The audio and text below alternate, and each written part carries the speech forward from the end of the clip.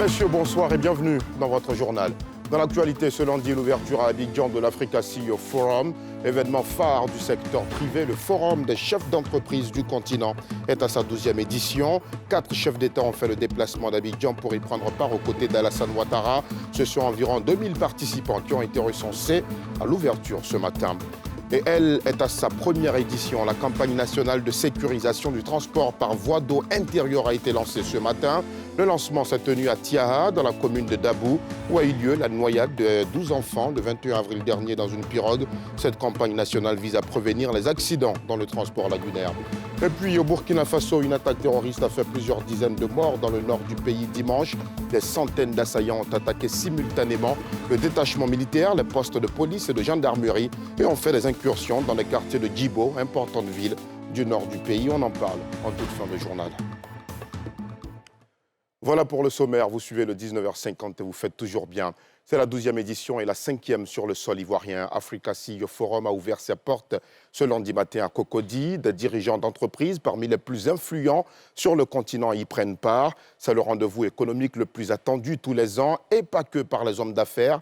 4 chefs d'État ont fait le déplacement à l'invitation du président Ouattara. Par ailleurs, lors de son discours d'ouverture, le chef de l'État a invité les décideurs publics et privés à concevoir des solutions adaptées à l'émergence de champions nationaux sur le continent africain. Nadia Eja, Joseph Zécré.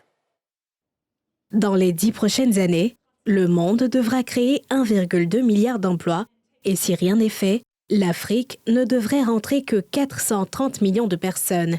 D'où la nécessité d'agir en urgence pour accélérer le développement économique et tirer un maximum de profit du capital humain. Cela grâce à la contribution du secteur privé. Pour que le secteur privé puisse pleinement jouer son rôle, il faut aller plus loin. Car le défi central de notre époque, celui qui conditionne tout, le reste, est l'emploi. L'emploi ne peut être vu comme une conséquence du développement, mais désormais un objectif en soi. Le moyen le plus sûr de sortir durablement de la pauvreté, un facteur essentiel de cohésion sociale, une condition indispensable pour redonner à chacun sa dignité. Une vision soutenue par le président de la République, Alassane Ouattara, présent à l'ouverture de l'Africa CEO Forum. Tout cela ne peut être bien que si nous arrivons à faire évoluer la transformation structurelle de nos économies. Ça doit bien sûr reposer sur des priorités concrètes, disposer du capital humain compétitif, garantir notre souveraineté alimentaire et énergétique, industrialiser nos chaînes de valeur, accélérer le développement des énergies renouvelables et maîtriser l'intelligence artificielle et les technologies numériques. Le chef de l'État est revenu sur la croissance du pays, en dépit des bouleversements que subit le monde et l'importance du secteur privé pour l'économie. Notre résilience est renforcée par la diversification de notre économie, portée par le dynamisme des secteurs agricoles. Nous venons de découvrir des gisements importants de pétrole et de gaz et également l'économie extractive est en pleine croissance. Mais tout ceci ne peut évoluer qu'avec un secteur privé dynamique. Et c'est le choix que nous avons fait. Pour vous donner un exemple, l'emploi en Côte d'Ivoire est d'à peu près 350 000 dans le secteur public, mais ce chiffre à 1 600 000 dans le secteur privé. L'ouverture de ce cadre de dialogue entre secteur public et privé a réuni plusieurs chefs d'État africains et plus de 2000 chefs d'entreprise. Cette 12e édition de l'Africa CEO Forum a été animée par un panel présidentiel qui a vu la participation du vice-président de la République. Le président Ouattara a évoqué tout à l'heure le capital humain et en 2050, le grand marché africain que constitue la ZLECAf, la zone de libre-échange continentale africaine, atteindra 2,5 milliards d'habitants, soit le double de sa population actuelle. C'est ce qui représente de réelles opportunités malgré les défis auxquels font face les États africains. Le président de la République a d'ailleurs échangé à ce sujet et bien d'autres avec le chef d'État présent à Abidjan dans le cadre de l'Africa CEO Forum. Alassane Ouattara s'est aussi entretenu avec le directeur général de la Société financière internationale et le secrétaire général de l'Organisation de coopération et de développement économique. Le récit de Pierre Dipomela et Chaque Bleu. Agenda chargé pour le président Alassane Ouattara, qui a accordé une série d'entretiens en marge de l'ouverture de l'Africa CEO Forum avec d'imminentes personnalités politiques et économiques du continent.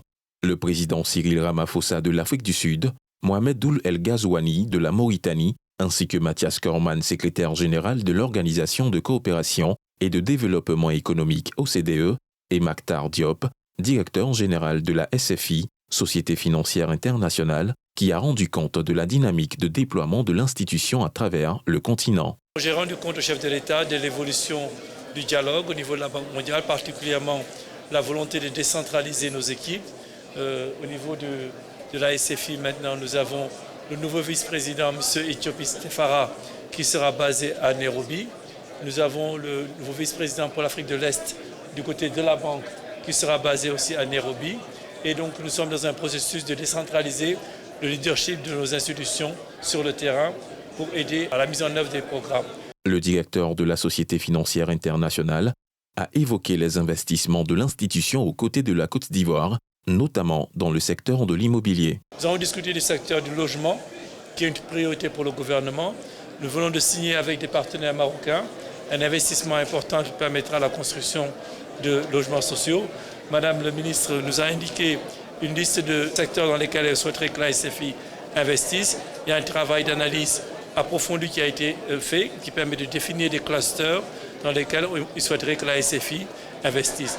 Nous avons indiqué notre volonté non seulement d'investir en termes de dette, mais de faire des prises de participation. Nous savons que souvent, les investisseurs dans notre région manquent de capitaux propres et souvent sont surendettés. Ont besoin donc de capitaux patients, de capitaux propres pour pouvoir justement croître. Et c'est ce que nous allons faire. La Côte d'Ivoire accueille l'Africa CEO Forum pour la 5e fois. Ouvert ce lundi 11 mai, ce rendez-vous économique continental consacré au secteur public et privé, l'événement fermera ses portes demain mardi 13 mai, après avoir déroulé son programme, notamment des conférences et panels sur les thématiques économiques du continent. Aussitôt la cérémonie d'ouverture de l'Africa CEO Forum terminée, que les accords ont commencé à être signés, la Banque d'investissement et de développement de la CEDEAO a signé un accord de siège avec notre pays. Cette signature va se matérialiser par une représentation du bureau de l'institution bancaire à Abidjan. C'est une solution concrète aux besoins de proximité et d'amélioration des services de la banque avec les États membres de la CEDEAO. Pierre Dipomela. La Banque d'investissement et de développement de CEDEAO va avoir une représentation à Abidjan. L'accord de siège a été signé en marge de l'Africa CEO Forum, en présence du ministère de l'Économie et celui des Affaires étrangères. Une action conforme à la résolution du Conseil des gouverneurs, adoptée lors de sa 11e Assemblée générale extraordinaire en février 2023, autorisant l'ouverture de bureaux de représentation, premièrement dans les pays membres régionaux, puis dans d'autres régions, afin d'accroître le rayonnement et la crédibilité de la banque. Je me réjouis également du choix de la Côte d'Ivoire pour l'installation de ce premier bureau de la banque. Monsieur le Président, cet important accord que nous allons signer constitue une étape significative sur le chemin de la coopération que nous voulons fructueuse entre votre institution et mon pays. Il a particulièrement pour objet de régler les questions relatives à l'établissement en Côte d'Ivoire de la BIDC, notamment en ce qui concerne son fonctionnement, ainsi que les privilèges et immunités accordés par l'État de Côte d'Ivoire. Il s'agit d'un événement inédit, car la BIDC a toujours et uniquement été localisée sur le territoire togolais depuis 1999, date à laquelle, sous la forme de holding, les États ont autorisé l'exercice des activités de la banque.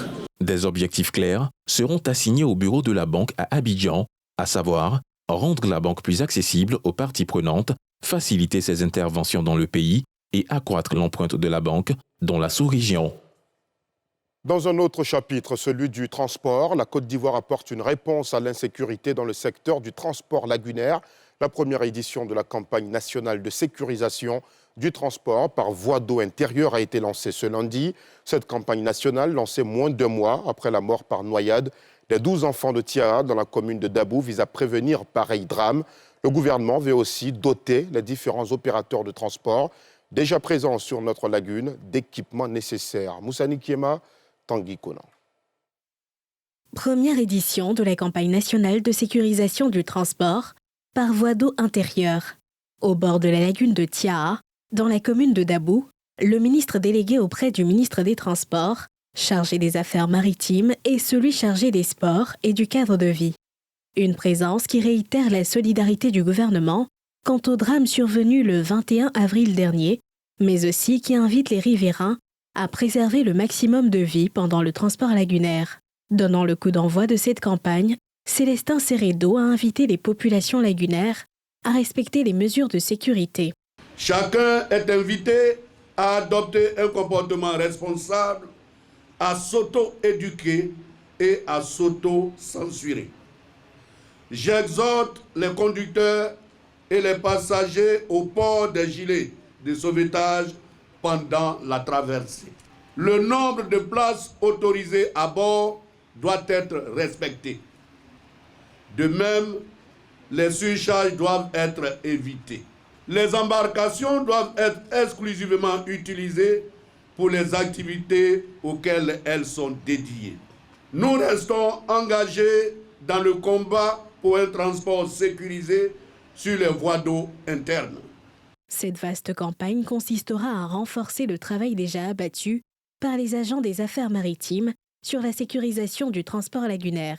S'il est indéniable que les moyens artisanaux de transport lagunaire sont d'une utilité vitale pour la population dans le cadre de leurs activités économiques, sociales et culturelles, il n'en demeure pas moins que ce type de transport ne peut s'effectuer au mépris des règles élémentaires de sécurité de la navigation.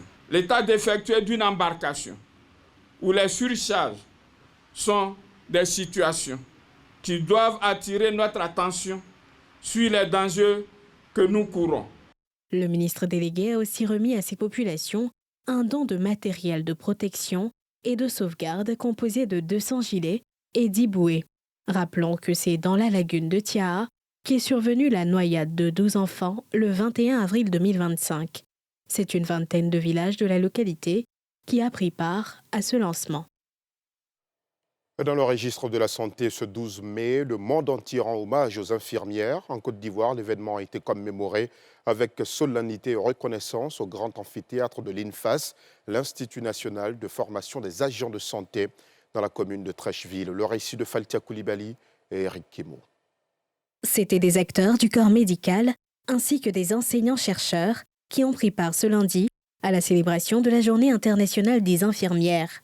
Placée sous le thème « Prendre soin des infirmières et infirmiers », l'initiative de l'Ordre national des infirmiers et infirmières de Côte d'Ivoire, qui a mis en lumière le rôle central et la valeur humaine, sociale et professionnelle des infirmiers dans le système de santé ivoirien. La grande priorité sur laquelle l'Ordre des infirmiers et infirmières va travailler, parce qu'aujourd'hui, en l'an 2025, l'infirmier a juste 3 niveaux d'évolution. Il est infirmier diplômé d'État, il est infirmier spécialiste et puis il est inspecteur.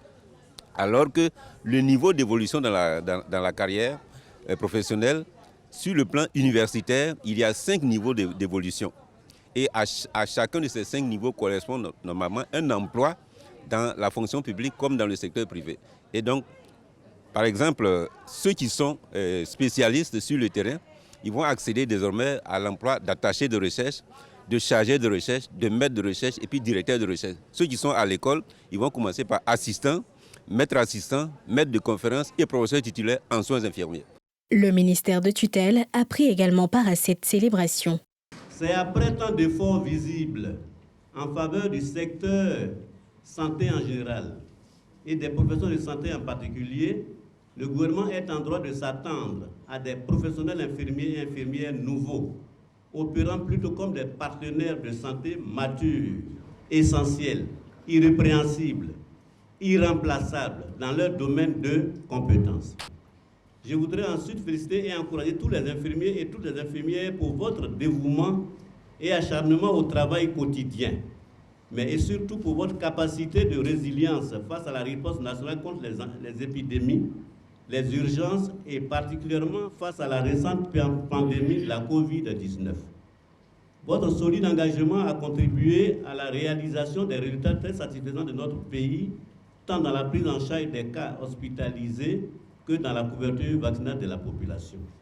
Cette 55e édition, célébrée le 12 mai 2025, rend hommage à Florence Nightingale, 1920-1910, pionnière des soins infirmiers modernes. Ses travaux menés durant la guerre de Crimée ont permis de réduire drastiquement le taux de mortalité des soldats britanniques, une prouesse scientifique qui a jeté les bases des soins infirmiers comme discipline à part entière, à la fois scientifique et humaniste. Le PDCI-RDA va organiser ce mercredi 14 mai un congrès extraordinaire, une décision du bureau politique tenue aujourd'hui au siège du parti après la démission de Cheikh Tidiane Thiam de son poste de président. Il a dit dans une note avoir remis son mandat à la disposition du parti, évoquant, vous allez le voir, un harcèlement judiciaire. Salifi Alekwe. Les militants du PDCI-RDA vont se réunir mercredi lors d'un congrès électif. Tel est le verdict de la 19e réunion du bureau politique qui s'est réuni d'urgence à la suite de la décision du président Tidiane Thiam, président du parti. La présidence du PDCI-RDA est désormais assurée par le doyen d'âge, l'ancien maire de la ville d'Abidjan, Ernest Komo Mobio, conformément au texte. Il s'est engagé à assurer ce rôle. Après avoir entendu le riche discours d'orientation du président par intérim, lu par le vice-président Georges-Philippe Ezalé, et après des échanges francs et fructueux, a adopté les décisions suivantes. 1. La date du 9e congrès extraordinaire a été fixée au mercredi 14 mai 2025. 2. Le format du congrès extraordinaire est éclaté en 45 lieux de vote sur le territoire national et en un lien de vote électronique pour la diaspora. 3. Un comité électoral est créé à cette fin dès ce jour par le président par intérim du parti. 4. L'appel à candidature est ouvert à tous à compter de ce jour jusqu'au mardi 13 mai 2025 à 18h. 5. La contribution à l'organisation du congrès extraordinaire est fixée à 30 millions de francs CFA pour chaque candidat. Cette décision intervient alors qu'un procès sur la légalité et la légitimité de Tidiane Thiam à la tête du PDCI-RDA est en cours. Un procès intenté par Valérie Yapo, membre du bureau politique du parti. Le congrès du PDCI-RDA est annoncé la veille du verdict de ce procès. Cheikh Tidiane Thiam pourrait être candidat à ce nouveau congrès, mais la question sur l'absence de son nom de la liste électorale reste entière. C'est une image qui a fait le tour des réseaux sociaux ce week-end, des terroristes photographiés dans le bureau du commandant de Djibo au Burkina Faso, devant la photo du président de transition, le capitaine Ibrahim Traoré. Une image qui intervient après une attaque terroriste qui a fait plusieurs dizaines de morts dans le nord du pays ce dimanche. Des centaines d'assaillants ont attaqué simultanément le détachement militaire, les postes de police et de gendarmerie. Salifi Alekwe. Plusieurs dizaines de militaires et de civils ont été tués dimanche par des djihadistes qui ont attaqué Djibo, importante ville du Burkina Faso, encerclée par des groupes armés depuis 3 ans, selon des sources concordantes. Depuis 2015, le Burkina Faso est confronté à de nombreuses attaques de groupes armés djihadistes liés à Al-Qaïda et à l'État islamique sur la majeure partie de son territoire. La ville de Djibo, proche de la zone dite des 3 frontières, entre le Niger, le Burkina et le Mali, où sévissent les groupes djihadistes, est assiégée par ces derniers depuis 2022. Ils ont attaqué simultanément le détachement militaire, les postes de police et de gendarmerie, et ont fait des incursions dans les quartiers de la ville, faisant plusieurs dizaines de morts militaires et civiles, selon des sources sécuritaires et locales. L'attaque de dimanche a été revendiquée le même jour par le groupe de soutien à l'islam et aux musulmans, GSIM ou GNIM en arabe, affilié à Al-Qaïda. L'armée burkinabé organise de façon irrégulière des convois sécurisés pour le ravitaillement de la ville.